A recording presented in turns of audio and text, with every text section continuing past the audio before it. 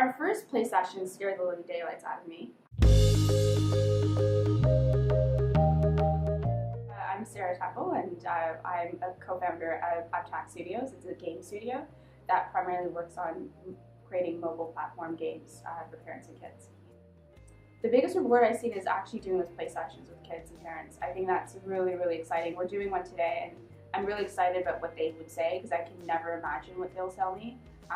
And so getting them to be in front of the games that we present them and hearing their responses and seeing how excited they are, it always motivates me, my co-founder, to make sure that we make a really great product. So a play session is essentially what we conduct as almost like testing for certain products.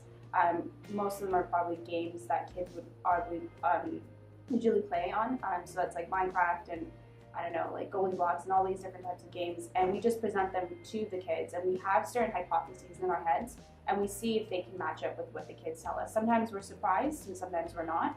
And we usually get kids between the ages of 6 to 8. So it's getting in front of those children through after-school programs and seeing what they'll tell us. Our first play session scared the living daylights out of me. Because I had no idea what to expect. And we made them play several different games at a time. And the only game, mind you, we only had them for 2.5 hours, so the only game that they played the most was a co-play game that I never expected that they would actually enjoy. It was a game called Fire Boy and Water Girl, and they played that for 1.5 hours.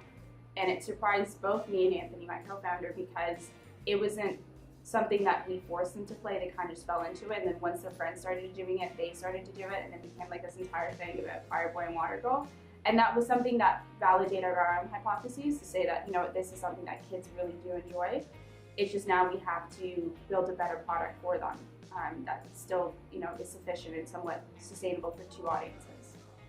My toughest challenge would probably be obtaining funding. I think early stages, there's only a few grants that you could probably apply for when you start out. But the benefit of being a media company is that there's access to even larger grants. So it's just, the biggest challenge is trying to get us enough traction from our business so that we can actually apply for the bigger grant.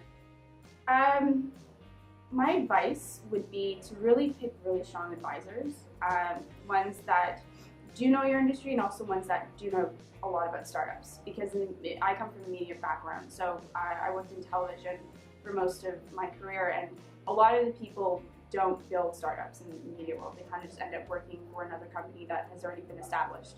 So the process of doing customer discoveries and research and market research, that's very new to us in the early stages. We end up just building a product. So for me, it's, talking to people who are part of your industry is one thing, but talking to people who really know the fundamentals of starting a startup, because that will kind of keep your momentum going and actually force you to actually do the work required.